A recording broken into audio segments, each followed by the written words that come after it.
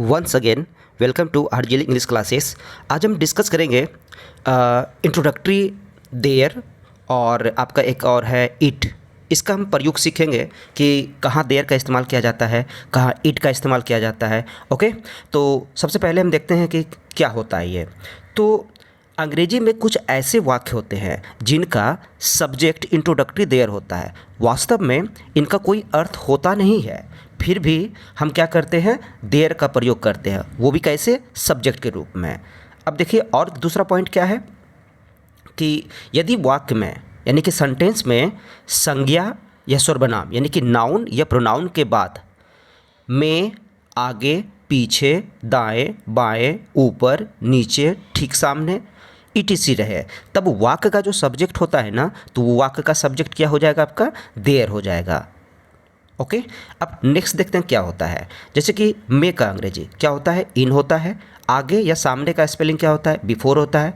पीछे का बिहाइंड, दाएं का राइट, बाएं का लेफ्ट, ऊपर का अपॉन भी होता है, ओवर भी होता है, एभव भी होता है। हम इसका जिक्र ऑलरेडी प्रीपोजिशन चैप्टर में कर दिए हैं। पर का मतलब क्या होता है, ऑन होता है। नीचे का अंडर भी होता है, डाउन भी होता है। और ठीक सामने का स्पेलिंग क्या लिखे हैं, इन फ्रंट ऑफ। अब हम देखते हैं क्या कि इसका इस्तेमाल कैसे होता है। इसका एग्जाम्पल समझिए। जैसे कि हम बोले कि एक राजा था। अब इसमें जो है ना, सब्जेक्ट पता ही नहीं चलता है। सब्जेक्ट उसी को कहते हैं जो काम करता है, काम करने वालों को क्या कहते हैं, सब्जेक्ट कहते हैं। तो ऐसी कंडीशन में यहाँ कुछ अगर पता नहीं चल रहा है तो हम क्या लगा देंगे, देयर। तो देयर लगाएंगे। अब ये निर्भर करता है कि राजा कितना है, एक है, तो एक के लिए वाज आएगा या वेयर आएगा। तो हम सबसे पहले क्या इस्तेमाल करेंगे, वाज। तो बनाएंगे देयर वाज ए किंग, ठीक है। लेकिन यही अगर देखिए, मेरे गांव में एक मंदिर है। अब देखिए, हम बताएं ना कि संज्ञा है मेरा, गांव क्या है, नाउन है, और नाउन के ठीक बाद क्या आ गया, में आ गया। तो ऐसी कंडीशन में हम जो सब्जेक्ट लेंगे वो सब्जेक्ट आपका क्या हो जाएगा, देयर हो जाएगा। जैसे कि पहले बनाइए, एक मंदिर है। जैसे बनाइए ना, एक राजा था, तो यहाँ पे देयर वाज ए किंग बनाए, उसी प्रकार बनाइए। एक मंदिर है, लास्ट में है लगा हुआ है, और कितने मंदिर है, एक मंदिर है। तो देयर इज ए टेम्पल हो गया। अब यहाँ से बनाइए, मेरे गांव में, तो मे का अंग्रेजी क्या हो जाएगा, इन, और मेरा गांव का माई विलेज बन गया आपका यहाँ पे। फिर देखिए, यहाँ 4 लड़कियाँ हैं, तो पहले बनाइए 4 लड़कियाँ हैं। अब देयर लगा दिए। अब देयर के साथ यहाँ पे है, तो कितनी लड़कियाँ, एक से ज़्यादा है, तो हम क्या लगा देंगे, आर। यानी कि देयर सब्जेक्ट ऐसा है जो वो निर्भर करता है कि बाद में नाउन या प्रोनाउन कितना है, वही उसी के हिसाब से हम is am are was were का प्रयोग करते हैं। जैसे कि 4 लड़कियाँ हैं, तो देयर आर 4 गर्ल्स। अभी यहाँ का स्पेलिंग क्या हो जाएगा, हियर। नेक्स्ट देखिए, कहता है उस टेबल पर, आ गया ना। ये टेबल आपका क्या है, संज्ञा है, और उस पर उसके साथ उसके जस्ट बाद क्या आया है, पर। अब एक किताब था, पहले बनाइए एक किताब था, तो क्या बनेगा, there was a book on that table, उस टेबल पर। उसी प्रकार देखिए, एक शेर था, तो हम क्या बनाएंगे, there was a lion. Next है आपका एग्जाम्पल। देखिए, एग्जाम्पल से आपको समझ में आया होगा। वहाँ पेड़ था, पहले बनाइए पेड़ था, देयर वाज, कितना पेड़ था, एक पेड़ था, ए ट्री। और यहाँ वहाँ का स्पेलिंग क्या होगा, देयर। अब इस देयर का मतलब कुछ होता है, इसका वास्तविक अर्थ होता है, क्या होता है, वहाँ, ठीक है। और ये देयर आपका सब्जेक्ट है, इसका कोई वास्तविक अर्थ होता नहीं है।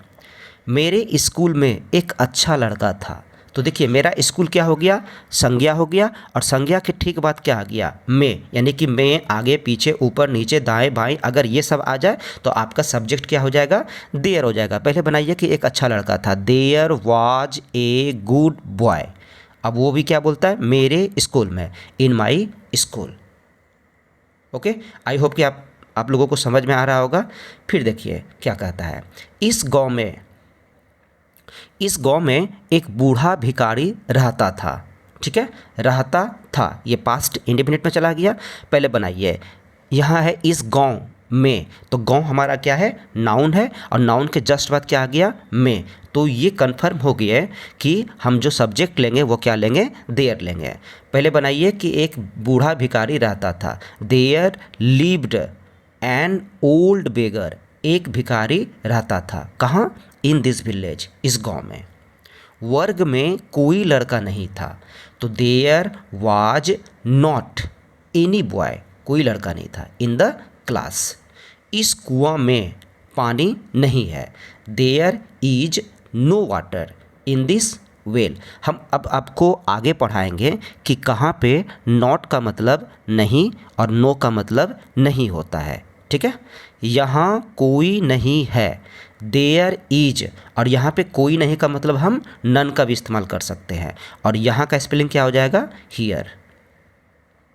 नेक्स्ट देखिए क्या कहता है, अस्पताल में कोई डॉक्टर नहीं था, तो देयर वाज नॉट एनी। ठीक है, कोई नहीं का मतलब, अब देखिए नन का इस्तेमाल हम किए यहाँ पे नॉट एनी का इस्तेमाल किए, चूँकि डॉक्टर को हम गिन सकते हैं। ठीक है, और कोई नहीं का मतलब नन भी होता है और कोई नहीं का मतलब नॉट एनी भी होता है, लेकिन नॉट एनी लगाने के बाद कोई नाउन आना चाहिए, वो भी काउंटेबल। तो आपको उतना डीप में नहीं जाना है, हम अभी इसको जिक्र करेंगे। पहले बनाइए कि कोई डॉक्टर नहीं था। There was not any doctor in the hospital, अस्पताल में। अब देखिए नॉट का प्रयोग जो होता है ना, वो काउंटेबल नाउन के साथ होता है। ठीक, एक तो पॉइंट ये हो गया। नो का प्रयोग अनकाउंटेबल नाउन के साथ होता है, यानी कि गिनती सूचक शब्द ना रहने पर, यानी कि गिनती सूचक शब्द नहीं रहना चाहिए। जैसे कि आप इसको समझिए, अगर हम बोले कि नॉट के बाद अगर आप नॉट लगा रहे हैं तो ये वर्ड आना चाहिए, ए आना चाहिए, ए अन आना चाहिए, एनी आना चाहिए। अगर आप ये तीनों वर्ड का इस्तेमाल नहीं करते हैं, ठीक है, तो आप सबके बदले में not a, not an, not any के बदले में नो का प्रयोग कर सकते हैं। ठीक है, और ये तो अनकाउंटेबल नाउन रहे जिसको हम गिनती नहीं कर पाते हैं, तो उसके लिए 100% है कि नो लगेगा। ठीक, यानी कि नॉट अगर लगा दिए तो आपको अब एग्जाम्पल से समझिए, यहाँ एक बूंद पानी नहीं है, तो हम इसको दो तरीक़ा से बनाए हैं। देयर इज नॉट, एक बूंद पानी, ए ड्रॉप ऑफ वाटर। अब देखिए नॉट के बाद हम क्या इस्तेमाल किए, ए। नॉट के बाद हम क्या इस्तेमाल किए, ए। अगर हम ऐसे बना दे there is no drop of water, तो हम बताए ना कि नॉट ए के बदले नो लगा सकते हैं, नॉट एनी के बदले एन के बदले नो लगा सकते हैं, और नॉट एनी के बदले नो लगा सकते हैं। हम यहाँ पे यूज कर सकते हैं, दोनों का दोनों क्या है, आपस में सही है। ठीक है, देखिए नेक्स्ट, वहाँ तो एक ड्रॉप था तो हम गिन सकते थे, चलो भाई दोनों कंडीशन आ गया, लेकिन यहाँ पे सीधा सीधा कहता है गिलास में पानी नहीं था। क्या हम पानी को गिन सकते हैं? बिल्कुल नहीं गिन सकते। तो ये 100% है कि नहीं का मतलब नो होगा। अब उसके बाद ग्लास हमारा क्या है, संज्ञा है, और संज्ञा के जस्ट बाद क्या आ गया है, में। तो ये भी कन्फर्म हो गया कि इसका सब्जेक्ट क्या होगा, देयर, और था थे थी है। तो अब देखिए क्या लगेगा, देयर वाज नो वाटर, पानी नहीं था, इन द ग्लास, ग्लास में। वहाँ कोई किताब नहीं है। अब देखिए किताब को तो हम काउंट कर सकते हैं। अब काउंट कर सकते हैं तो हम दो तरीक़ा से इसको बना सकते हैं। कैसे? कोई किताब, यानी कि there is not any book. अब ये नॉट आया ना, अब यहाँ पे एनी लगाए हैं तो हम नॉट लगाए। अगर हम इस एनी को हटा देते हैं तो देखिए क्या लग जाएगा, there is no book.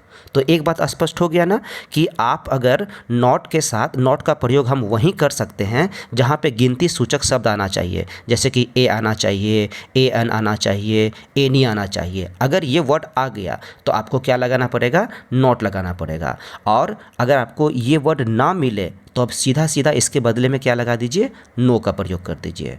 I hope कि आप समझ गए होंगे। ठीक है ना, देर का कहानी ख़त्म हो गया, बस इतना काफ़ी है और बहुत ही इम्पॉर्टेंट है ये सभी स्टूडेंट्स के लिए। अब पढ़ते हैं हम क्या कि इट क्या होता है। ये भी इंट्रोडक्टरी इट है, इंट्रोडक्टिव प्रोनाउन है। तो पहला यूज देखिए क्या कहते हैं।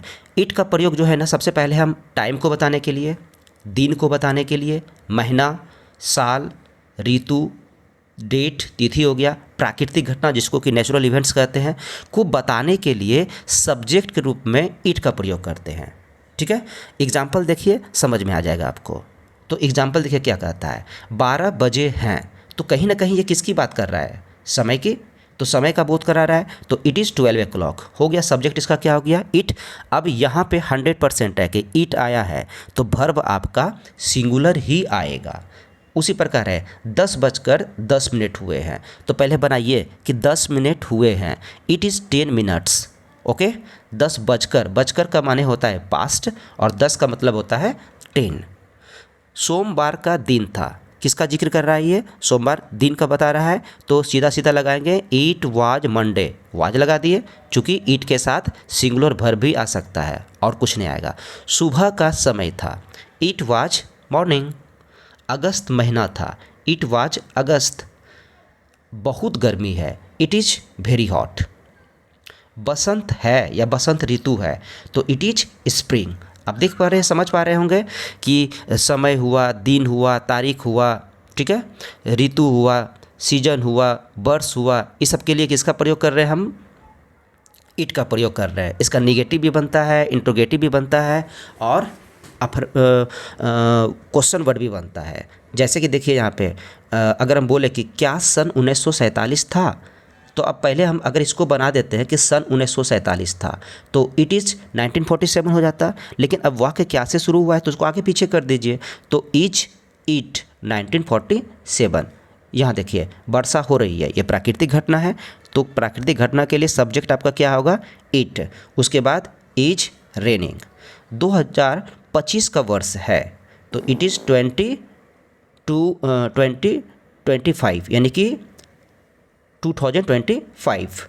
उसके बाद रविवार नहीं था। अब देखिए निगेटिव हम इस्तेमाल किए, रविवार नहीं था, तो हम क्या इसका बनाएंगे, तो रविवार क्या दिन को दिखा रहा है, तो इट वाज नॉट संडे। 2020 का वर्ष था, इट वाज 2020। सुहानी शाम है, इट इज़ प्लीजेंट इवनिंग। ठीक है, आज बहुत ठंड है, ये क्या बता रहा है आपको, यह बता रहा है मौसम का बता रहा है, ऋतु की बात कर रहा है। It is very cold today. अब नेक्स्ट देखते हैं, यहाँ पे क्या वाला भी बताए थे हम आपको कि क्या 12 जुलाई नहीं था, इट इज़ नॉट 12 जुलाई। अभी 4 नहीं बजा है, तो हम क्या समय बता रहे हैं ना, तो हम इसका सब्जेक्ट क्या लगाएंगे, इट इज़ नॉट 4 o'clock, और अभी का मतलब क्या होता है, 9। ओके, अब देखिए नेक्स्ट रूल इसका क्या कहता है, इट का। अभी तो दिन, महीना, साल, समय ये सब ले लिए। अब कहता है क्या कि अगर चाइल्ड या फिर बेबी या फिर इन्फेंट, यानी कि चाइल्ड बच्चा, बेबी वही शिशु हुआ बच्चा, यदि इसका लिंग स्पष्ट नहीं हो, अगर इसका लिंग स्पष्ट नहीं हो, तो हम ऐसे इसके लिए हम किसका प्रयोग करेंगे, इट का प्रयोग करेंगे। जैसे कि हम देखिए लिखे हुए हैं, बच्चा चिल्ला रहा या रही है, हमको पता नहीं है कि इसका लिंग क्या है, पुरुष है कि स्त्री है, पता नहीं, क्योंकि वह या फिर वह भूखा या भूखी है। तो ऐसी कंडीशन में हम बच्चा का तो चाइल्ड लगा लिए, द चाइल्ड इज क्राइंग, लेकिन अब उसके बाद वह का जो इस्तेमाल किया गया है, वह अब पता ही नहीं चलता है कि वह ही है कि सी है। तो ऐसी कंडीशन में हम क्या इस्तेमाल करेंगे, इट का प्रयोग करेंगे। ओके, अब कहता है क्या, किसी नाउन, अब एडवांस लेवल पे थोड़ा सा जाते हैं, किसी नाउन या प्रोनाउन पर जोर डालने के लिए हम किसका प्रयोग करते हैं, इट का प्रयोग करते हैं। कैसे, जैसे कि राम ने ही, ठीक है ना, अब इस पे दबाव डाल रहे हैं राम पर, ये नाउन है, इस पे दबाव डाल रहे हैं कि राम ने ही मेरी मदद की। तो हम सबसे पहले क्या बनाएंगे, इट इज़ राम, इसका मतलब हुआ राम ने ही।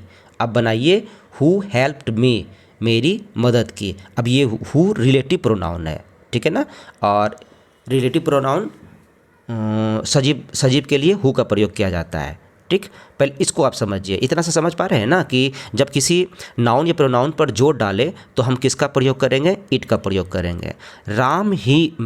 मैंने ही राम को पीटा।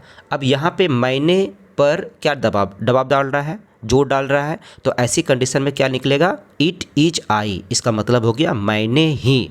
अब उसके बाद ये सजीव है हु, अब पीटा, बीट का दूसरा रूप बीटी होता है, और किसको पीटा, राम को पीटा। ठीक है, नेक्स्ट है आपका तुमने ही, तो क्या बनेगा, इट इज यू। उसके बाद हु लगा दिए, गाली दिया, एब्यूज्ड मुझे, मी हो गया। आपके भाई ही, इस पर जोर डाल रहे हैं हम, तो क्या लगाएंगे, इट इज़ योर ब्रदर। ठीक, हु डज जो कि करता है, क्या करता है, यह काम, दिस वर्क।